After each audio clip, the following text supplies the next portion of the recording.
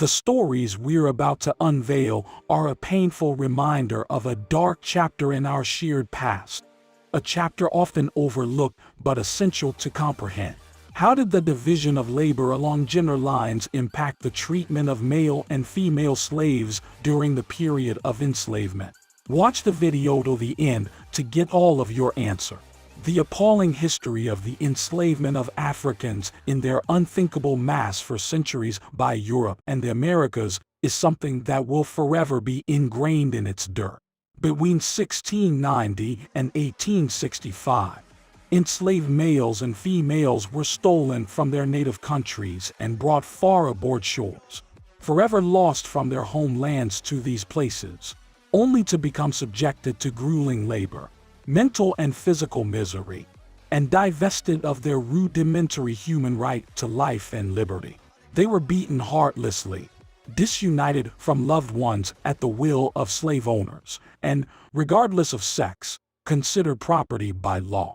There are paramount factors that distinguish the treatment of male slaves from female slaves. For example, field work was divided along gender lines, with the more physically demanding tasks assigned to males. A major difference, however, was the slave owner's exploitation of the black female's sexuality. For this reason, a historical analysis might shed light on how current sexual and reproductive health outcomes and body images of black women have been shaped by years of racism. Female slaves were vulnerable throughout the French Atlantic world, and more widely, because owners had power and control over slaves and their bodies. Whether captured on slave ships during the Middle Passage, laboring in the cane fields of Saint-Domingue, or doing household chores in the towns and villages of New France, these women were assaulted in every way by white males. Women's degradation was a key tenet of slavery. The French Atlantic context provides some necessary background to help explain the often brutal sexual exploitation of female slaves in Louisbourg and in the outport communities of Cape Breton, also known as Isle Royale. Brought aboard the slave ship and stripped of their clothing, women were restricted to the quarter deck during the day. There, they ate their meals, washed, and danced. Slave traders forced female and male slaves to dance because they believed that exercise was vital to preserve the health of the enslaved. Females often danced to the music of African instruments, whereas men generally kept time to the pounding of chains on the deck. Many women crouched in shame in order to hide their bosoms. Female slaves were not put in irons since it was believed that they did not have the physical strength to revolt and take over the ship. During the day, if weather permitted, the men were kept in irons on the main deck and part of the quarter deck. They were separated from the women by a barricade that divided the ship. Since the women's living quarters were below deck near the officers' accommodations, the officers had easy access to the woman. In fact, to pass from the slave deck to the quarter deck, the women had to climb stairs that passed through the officers' cabins. Women were thus subject to sexual advances, and it was typical for an officer to choose a female slave to wait on him at the table and in bed.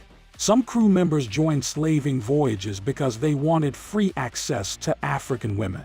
Most seamen chose to believe the old European myth that African women were sexually permissive with insatiable sexual appetites. This common portrayal of black female slaves as licentious beings justified mistreatment of black women and the black race. Advocates of slavery maintained that black women simply could not be raped because they were so promiscuous, and ship's officers and crew took full advantage of their beliefs. One young French officer reported that seamen usually selected favorites from among the women, giving them additional rations in exchange for sexual availability. These slaves, so the thinking went, also adjusted better to the journey because they bonded with the sailors. Another eyewitness, the captain of the Jeannette, a non-slave ship, allowed his sailors access to the slaves, given the custom among them that each one should have a woman. When female slaves debarked from the Jeannette and thousands of other slave ships in the French West Indies, they faced further sexual abuse. By the beginning of the 18th century, There were few white women in the West Indies because white males dominated the commodity production of slave plantations. Although white families had been established in the West Indies during the 17th century, the enormous growth of the slave plantation in the 18th century altered domestic arrangements and familial structures as slave mistresses and black domestic servants took the place of European wives. In combination with the disappearing white family, male slaves began to outnumber female slaves in Saint-Domingue throughout the 18th century. The smaller number of female slaves in the white and black communities of Saint-Domingue put further pressure on female slaves for sexual favors. Since female slaves had no legal standing and little status, they became susceptible to rape, sexual harassment, and some of the more sadistic forms of cruelty by whites. Unlike male slavery, female slavery had a psychophysical dimension because white men often gained sexual pleasure and gratification by inflicting physical and mental pain on enslaved women. The sexual exploitation of slave women by whites also resulted in a multitude of children. During the 1830s and 1840s, thousands of mixed-race children and their mixed-race mothers were freed in the French Caribbean. More generally, the large population of people of Afro-European descent in the Iberian Americas provided further evidence that African women were not merely units of labor, but were sexually abused by their European owners. Whether on French slave ships or in the French West Indies, female slaves became sexual victims of whites as part of a shared culture of abuse throughout the French Atlantic world, and thus, it should come as little surprise that female slaves in Isle Royale were subject to rape and sexual harassment. There were 70 adult female slaves in Isle Royale, and, like other women in service, they were vulnerable to sexual exploitation by their owners. As many as 36 of the 70 women slaves gave birth to a total of 48 illegitimate children. Thus, in Louisbourg, 21 slave mothers gave birth to 32 children, while 15 slave mothers in the Isle Royale outports delivered 16 babies. The 34 adult female slaves who did not have children were either beyond their childbearing years, had miscarriages, or had died as young adults before giving birth. One of the clearest cases of sexual exploitation in the Louisbourg records involved Louise, a Panis slave who arrived from Quebec during the summer of 1727. Louisbourg innkeeper Jean Seigneur purchased 25-year-old Louise from Captain Pierre Dodel in order to use her as a servant in his inn. Seigneur paid Dodel 2 barrels of red wine for Louise, and he agreed to complete the transaction the following year with 2 more barrels of wine.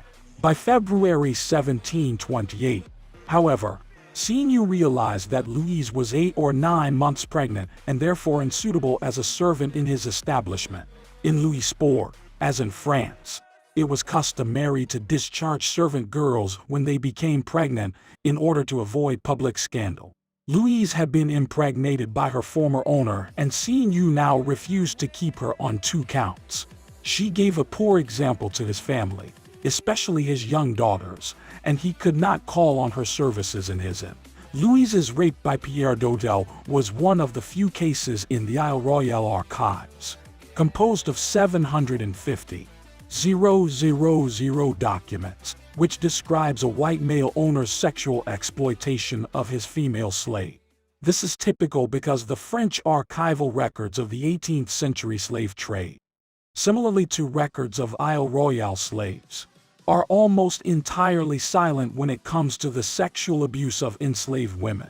In spite of the sheer number of the 1,101,000 French slaves imported from Africa to the French West Indies from 1701 to 1800, and the ready access of the officers to the women on thousands of French slave ships, there is little or no mention of women having sexual relations with white officers or seamen.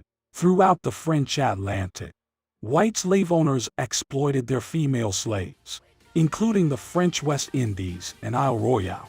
Slave women suffered and were coerced on 2 levels, from slavery itself and from males, whether black or white, slave or free.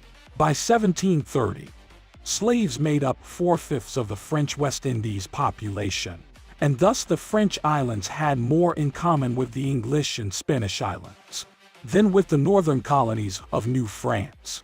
And yet, the great majority of black slaves who were brought to New France, including Isle Royale, were either born in the French West Indies or came to the colony after having been seasoned in the islands. Marie Louise, a native of Guinea, Africa, and the slave of merchant Louis Jewett, was one of the most exploited slave women in the colony. Marie had 9 illegitimate children while working in the Jewett home.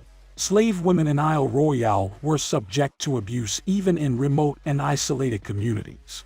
There were at least 31 slaves living throughout the island in such communities as Anganish, Mira, Lorraine, Forchou, Revillet, Saint-Esprit, and St. Peter's.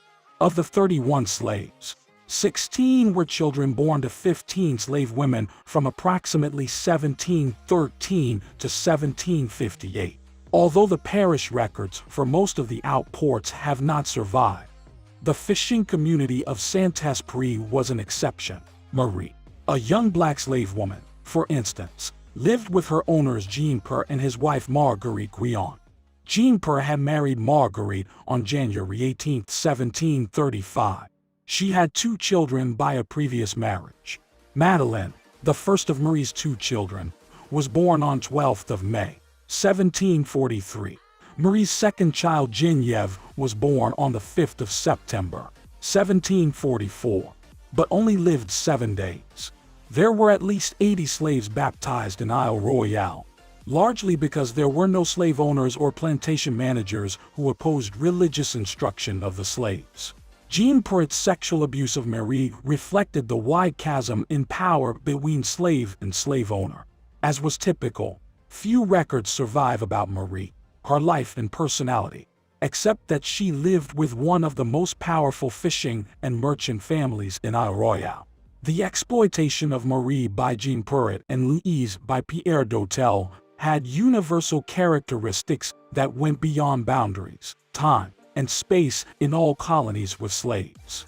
Annette Gordon Reed, in her award-winning book The Hemmingses of Monticello, An American Family, published in 2008, offered some provocative insights on the question of sex between enslaved women and white men. Thomas Jefferson, from 1743 to 1826, who happened to be the 3rd president of the United States from 1801 to 1809, and the principal author of the American Declaration of Independence, inherited 150 slaves from his father and father-in-law and had more than 150 slaves when he penned the Declaration of Independence in 1776.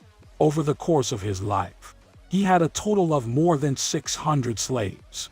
Sally Hemings, one of those 600 slaves, had 6 illegitimate children by Jefferson. Gordon Reed maintains that it was impossible for Sally to give permission for sex since there was a state of war between masters and slaves.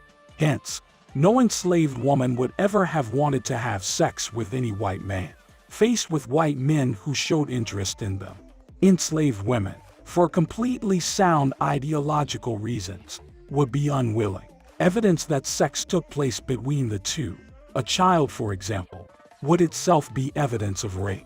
Only male slaves, according to Gordon Reed, were acceptable as female slave sex partners because men of African origin shared the same legal status and the same race. By combining years of analytical research with historical imagination, Gordon Reed attempts to understand the thinking of Sally Hemings and all enslaved women. She concludes that all female slaves, given a choice, would have avoided sex with white males. This radical historiographical perspective maintains that all slave women were placed in a compromised position, powerless against their male white owners. Marie thus had no lasting appeal to Jean Péret, other than as a sexually attractive young woman. She was expected to do all of her chores during her pregnancy, much like pregnant slave women on plantations in the French West Indies, and all places where slavery was legal. Marie's work during her pregnancy may have contributed to the death of Geneviève, her second child, who died on 12th of December 1744. just 7 days after her birth. Marie, a young slave mother in Saint-Esprit, was powerless in comparison to Jean Perret, her brash and confident owner. And here's a poignant question.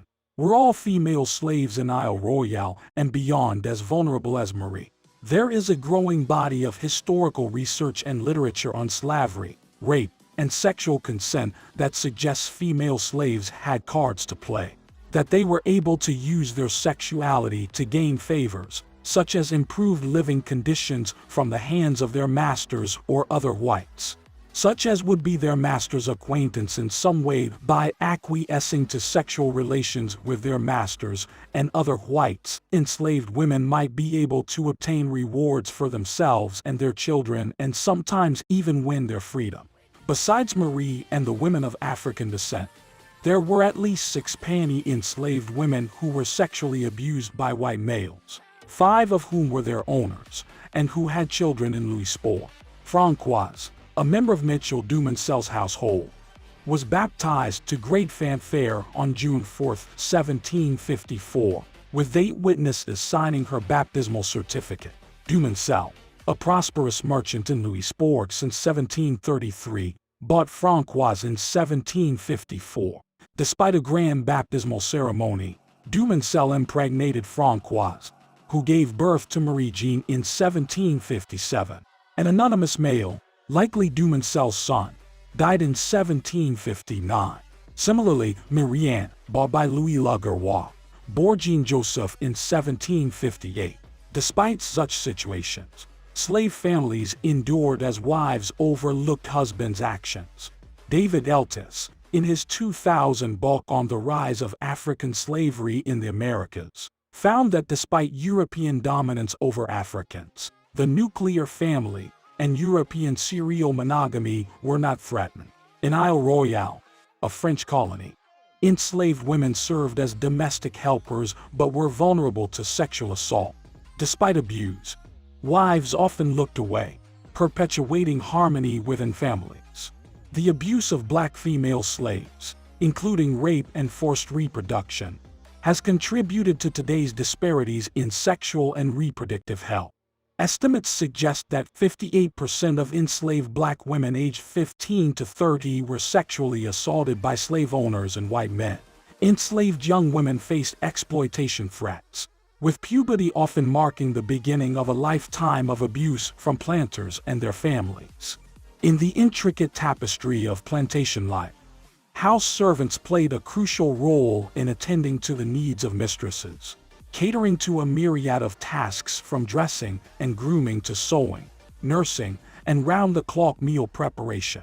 Meanwhile, the backbone of the workforce comprised field laborers, predominantly enslaved women constituting 60% of coastal plantation labor.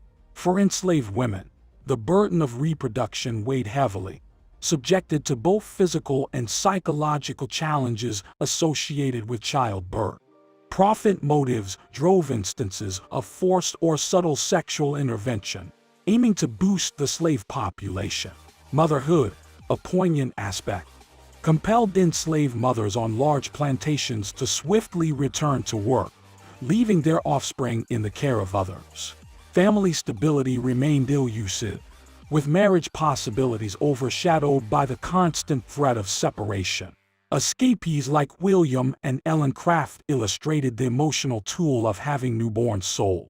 The portrayal of black women during slavery perpetuated harmful stereotypes, branding them as inherently lustful terms like seductive and lewd, while white women were presented as models of self-respect. Masters felt entitled to exploit enslaved black women sexually, a pattern persisting post-emancipation through Jim Crow laws and black codes. Systemic abuses endured, encompassing rape, lynching, and unequal civil rights, leading to medical experiments, forced sterilization, and limited health care opportunities. The Jim Crow era facilitated these abuses, with the Civil Rights Act of 1964 finally dismantling institutionalized segregation. As we delve into history, acknowledging the untold stories of black female slaves is paramount. Reflecting on the darkest chapters, like the painful history of Thomas Jefferson and Sally Hemings, is vital for forging a just future. Share this narrative to spread awareness, honoring those who suffer, and remember, understanding our past is the key to shaping a better future. Thank you for joining us on this exploration of history. Subscribe for more insightful content, ensuring that history's darkest chapters are never forgotten.